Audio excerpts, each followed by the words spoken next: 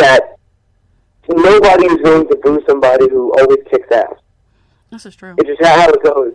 Attributed to boxing or mixed martial arts, you look at somebody like a Floyd Mayweather or a Ronda Rousey, half the crowd is tuning into those pay-per-views because they're a fan, and they want to see this dominant champion dominate.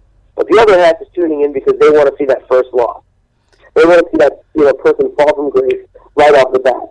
And there's your high pay-per-view numbers. And that's, again, what we were going through at that point. Everybody, wants to get behind an ass kicker. But then at some point there's people who are like, no, I want to see somebody, uncrown that ass kicker and see what they can do with it.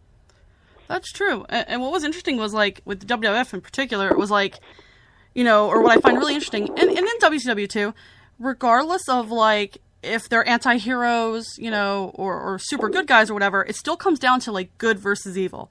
Like, Austin was the good guy, really, beating his really evil boss, Right. Or, like, The Rock was, like, taking on the corporation, that, he used to be a part of, you know what I mean? That sort of thing. And then, the corporate ministry, can't forget that, because that was kind of awesome, too. I actually love the corporate ministry. I was an awkward teenager who was such a humongous...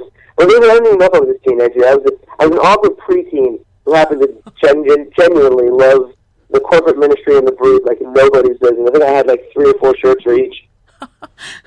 That's awesome. And that was also at a point where like everybody also had like wrestling shirts. Like everybody in your class had DX Suck It shirt or been sent to the principal for that kind of shirt. Oh, that's right. The original D-Generation, or the original D-X shirt that just had, like, the D-Generation X, like, written out on the chest, or Austin 316. I think everybody owned one of those shirts. I'm pretty sure. Oh, yeah. It was definitely a really interesting time. If you check out, why am I blanking on the Beyond the Mat, the documentary?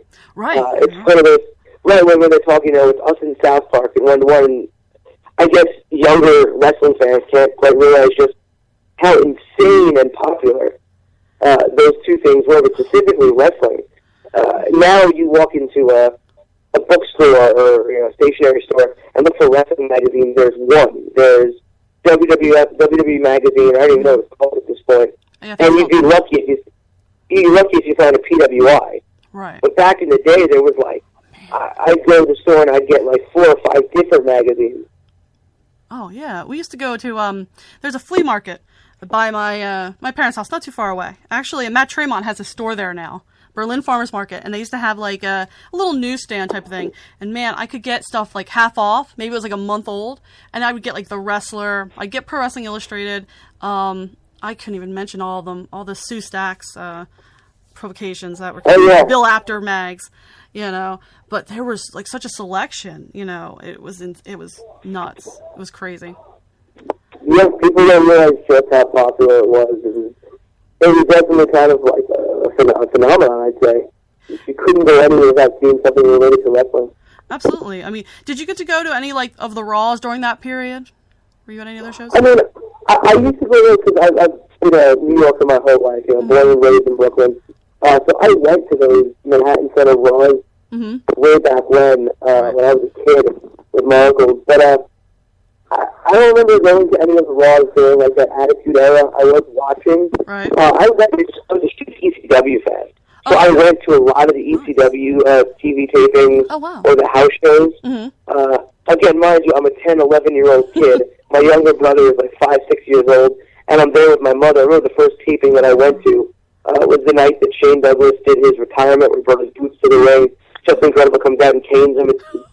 It's etched in my head forever.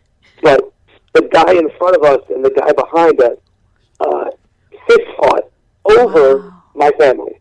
Like, it's, again, 10-year-old me, 5-year-old younger brother, my mother and her boyfriend, and they're fighting over us. So we're like, excuse us, we're getting the hell out of here. Yeah. And we left and had to watch the rest of the show. I think the main event was Van Damme versus somebody from somewhere else, because those shows were insane. But I was such a humongous ECW fan growing up. And again, whenever they were in the area, I was there. It was a guarantee. You have to get tickets.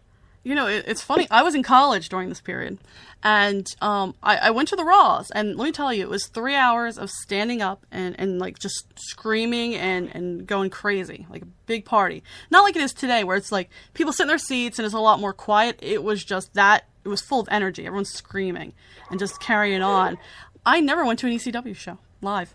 Really? Yeah, I mean, No. it's Weirdest thing. Again, I can't even like describe like the atmosphere of the ECW show, but I would say that it was probably similar to what was going on in the Attitude Era too, because it was marketed towards a certain demographic, which I mean they say it on the mat, male 18 to 35, which your college age guy, Austin is what he wants to be, the anti-authority, beer drinking, flipping everybody off.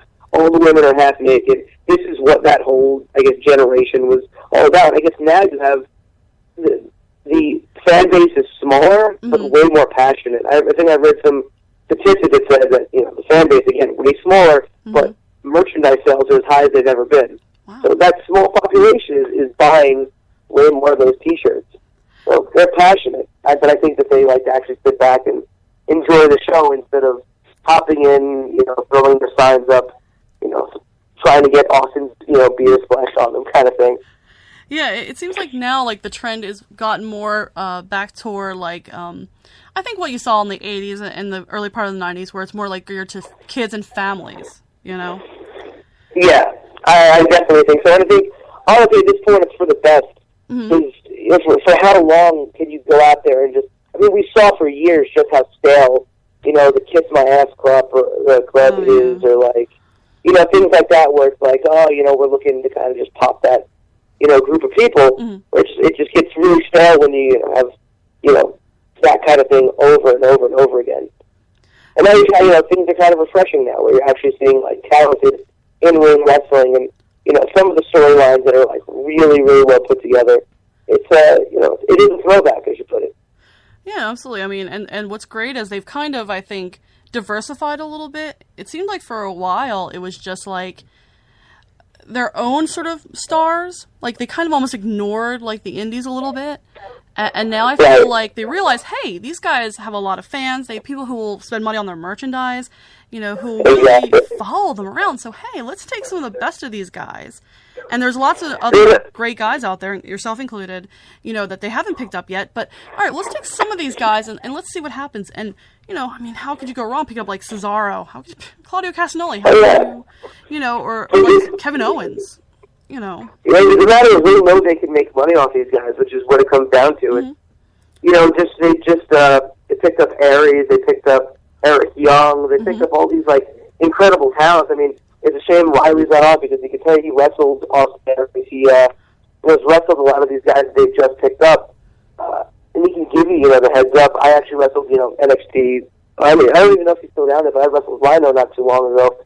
And again, all these guys have a following and a strong following, a strong fan base. Why not capitalize on that?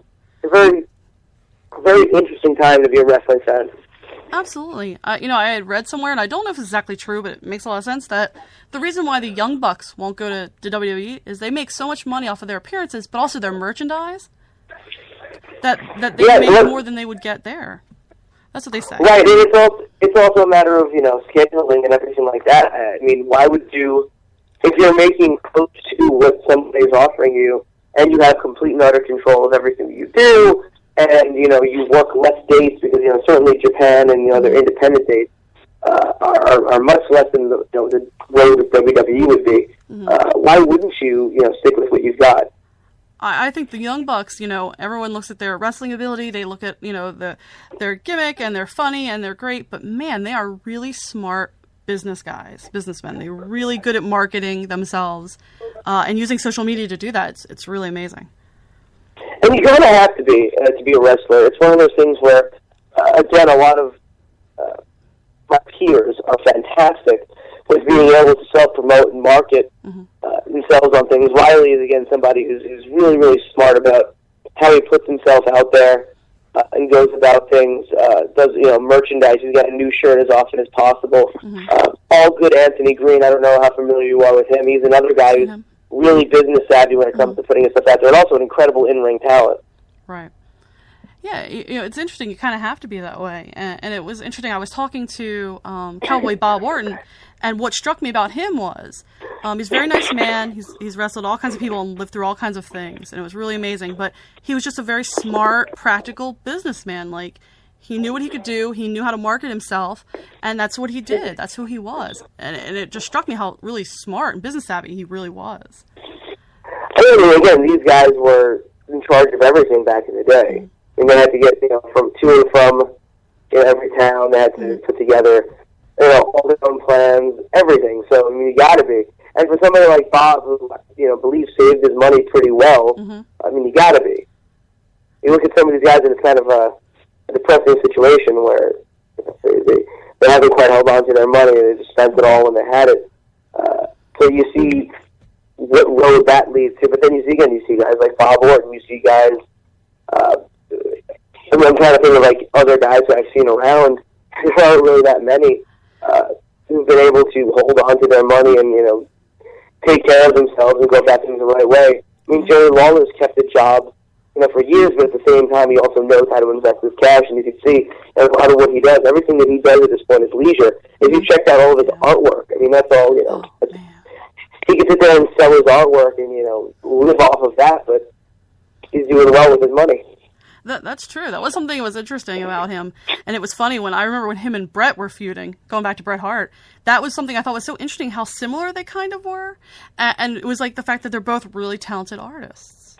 And very similarly, in that cartoon kind of style, it was it was kind of awesome. It was like, oh, that's really cool, they're both like that, and they both have this extra talent, it was just a cool thing. I don't know. It's kind of random, but also kind of cool, I thought.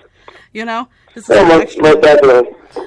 So, going back to you, so you talked a little bit about training. So, how about your first match? What was it like when you finally got to you did all this training, you practiced and you put all this time in, and you do practice matches, of course, but to actually, for real, be in front of the crowd and really have that first match, that debut, what was that like? So I'm going to switch the gears and go into heel mode right now because I've got to bury quite a few people before I get into my first match. You go into quote-unquote Triple H mode? Yeah, I'm just going to bury quite a few people. Let's see.